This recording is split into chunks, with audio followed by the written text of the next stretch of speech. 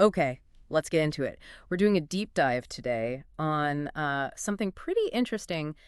The new generation of aqua compressor dive watches from Farer. Yeah, the British brand. Yeah, We've been looking at an article that breaks down all the features of this, well, this updated collection. exactly. So our mission here is really to unpack that source, pull out the key details, and get a handle on what makes these watches significant. And how they've maybe evolved from the original. Because there was an original, wasn't there? Right, you might remember it, the Farer Aqua Compressor Endeavour Mm. from 2017, I think. That's about right. And it was kind of a standout because it brought back that vintage super compressor case design. Which you really didn't see much on modern watches then. Still don't, really. True. And it wasn't just for show, it had proper dive specs, 300 meters water resistance. Yeah, that original watch is definitely the foundation for this new lineup. So where did they take it? What's the big change? Well, probably the most significant update right across all the new models is the case material. They've moved from stainless steel to lightweight grade 2 titanium for everything. Oh, wow. Okay, that is a big deal for a dive watch. Steel ones can be, well, heavy. Exactly. Titanium makes a huge difference on the wrist, much lighter, better for everyday wear, not just diving, and, naturally corrosion resistant too. Makes sense. And they're offering different finishes. Yeah, two main looks. You've got the natural sort of brushed titanium finish that's on the models with the black and the green dials. Okay. And then there's a totally new option, a navy blue PVD coating. But that's only on the white dial version. Gives it a very distinct look. Interesting. So new material, and I heard the movement got an upgrade too. The original had an ETA, right? It did, the 2824-, a Yeah. solid workhorse. But yeah, these new ones all have the Joux-Perret G101 automatic inside. La Joux-Perret. That's definitely moving things up a notch. A well-respected Swiss maker. Absolutely. It signals a step up in the mechanics of the watch. Okay, let's talk about the case itself then. The physical dimensions, the article mentioned. 41 millimeter diameter. Yep, 41 millimeter across, and pretty wearable specs otherwise. 12.5 millimeters thick and just 45 millimeter lug-to-lug. That's actually quite compact for a 300-meter diver, especially the height and that lug-to-lug. Should fit a lot of wrists comfortably. Agreed. And it's got a substantial crystal on top, 2.2 millimeter thick, double-domed sapphire. With AR coating inside, hopefully? Yes, internal anti-reflective coating, so legibility should be good. And maybe a bit unexpectedly for this style of diver. What's that? An exhibition caseback. Sapphire again, so you can actually see that new LJP movement. Huh.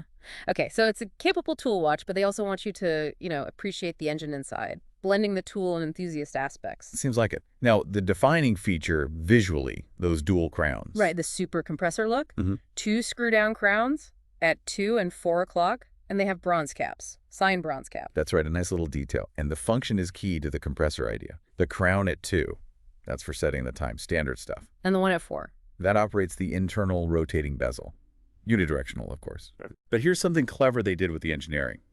Both crowns have dual gaskets. Dual gaskets. What does that mean practically? It means even if you accidentally leave one crown unscrewed, maybe after setting the bezel, the watch still maintains 100 meters of water resistance. Oh, that's smart. Yep. Like a safety backup against knocks or just forgetting. Exactly. A thoughtful touch for real-world use. The main water resistance rating is still that solid 300 meters, though. Proper dive watch territory. Good. And straps. Rubber, I assume. Yep, standard 20 millimeter lug width, and they come on color-matched rubber straps. Perfect for water. Makes sense. Okay, let's shift to the dials. 3 different versions in this new collection, right? Correct. 3 distinct flavors. First, there's the Endeavour Ocean Blue. That's the one with the crisp white dial and that navy blue PVD titanium case we mentioned. Okay, the blue case one. Got it. Then there's the Hecla Hunter Green, natural titanium case. And the green dial has this stamped grid pattern on it. Add some texture. A grid pattern. Interesting. Yeah. And the third? The classic Endeavour, also natural titanium, but with a textured black dial. More traditional, perhaps. And they've boosted the lume, I read. Yeah, big upgrade there. It's X2 Super-LumiNova across the whole collection now. Should be significantly brighter and last longer than older types. Good. And are they just painting it on, or? Well, it depends on the dial. On the green one, the Hecla, they're doing something interesting with the indices and the Arabic numerals. They're using something called Lumicast. Lumicast, what is that exactly? Like solid lume? Pretty much. It's a mix of ceramic and that X2 Super-LumiNova powder. So instead of applying paint, they're basically forming solid blocks or numerals out of this glowing material. Whoa. Okay, that sounds cool. Different look, probably really bright and even. Potentially, yeah. On the black dial, the Classic Endeavour, it's more conventional. Applied indices, hands with lume inserts. Standard but effective. And the white dial, the Ocean Blue. That one sounds like it has a special lume trick. It really does. The dial itself and the internal bezel are fully lumed. The whole surface glows. And it apparently has a subtle wavy pattern on it, too. Full lume dial and bezel. So what about the hands? That's the clever part.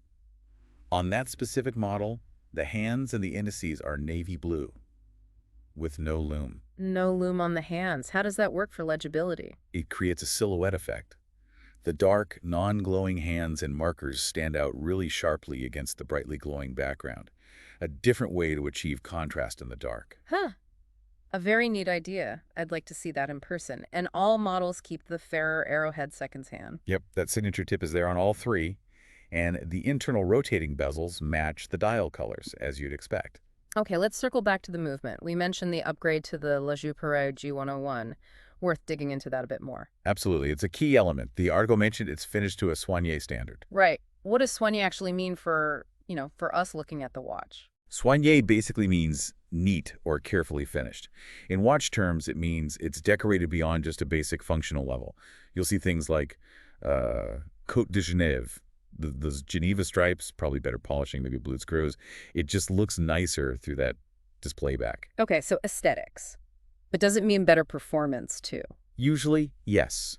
Part of that standard often includes better regulation. This one's specified as adjusted in 4 positions. Meaning? Meaning they've tested and fine-tuned its timekeeping in 4 different physical orientations. Dial up, dial down, crown up, crown down, typically. A basic movement might only be adjusted in 1 or 2, so theoretically it should keep more consistent time regardless of how you're wearing it or resting it. Gotcha. Better accuracy, nicer finish. What about the basic specs? Okay, so it's got 24 joules. It beats at 28,800 vibrations per hour, which is 4 hertz, gives you that smooth seconds hand sweep, and a really useful power reserve, 68 hours. 68 hours, that's almost 3 days. That's a big practical plus. Take it off Friday, still ticking Sunday morning. Exactly. Function-wise, it's central hours, minutes, and hacking seconds. The seconds hand stops when you pull the crown out to set the time precisely. And no date window, right? Is it a true no date? Yes. Importantly, it's a proper no-date movement. No ghost date position on the crown stem. They didn't just cover up a date wheel. The mechanism isn't there. Cleaner, simpler. Nice. And through that Caseback, what else do we see besides the Côte de Genève? It's got a distinct graphite gray coating on the bridges, apparently, and a custom winding rotor decorated with golden waves. Add a bit of visual flair. Okay, sounds like a solid package. What about the cost? How are these priced? The article gave prices in euros. It's 1,375 euros for the 2 natural titanium models, the black dial Endeavour and the green dial Hecla. And the blue PVD one? That one, the Endeavour Ocean Blue with the white dial, is slightly more at 1,425 euros, presumably due to the PVD coating process. Right, and there was something else mentioned, a connection beyond just the watch itself. Yes.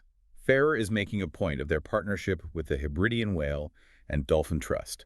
It's a marine conservation charity based in Scotland. Ah, tying the dive watch theme directly to conservation. How does that work? They've committed to donating a portion of the profits from these watches to the trust. The article even mentioned a specific fundraising target, GBP 60,000. So buying the watch contributes to that cause. It adds another layer to the purchase for people who care about that. Definitely. Connects the product to a purpose. Okay, so stepping back and looking at this whole deep dive, we've seen Farer take that original 2017 Aqua Compressor idea. Yeah, that classic super compressor design. And really push it forward. Modern materials with the grade 2 titanium. A significant movement upgrade to the Joux-Perret G101 with better specs and finishing. Interesting dial variations, experimenting with lume like that full lume dial and the Lumicast. And practical improvements too, like those dual gasket crowns for extra water resistant security, plus that conservation link. Understanding all those details, the why behind the titanium, the specifics of the movement, the lume choices, it really helps you appreciate the design and the function here. It shows they're not just, making a retro copy. They're thinking about how to evolve that vintage concept using today's tech and materials. Absolutely. It's a thoughtful evolution. Which kind of leads to a bigger thought, maybe for you listening.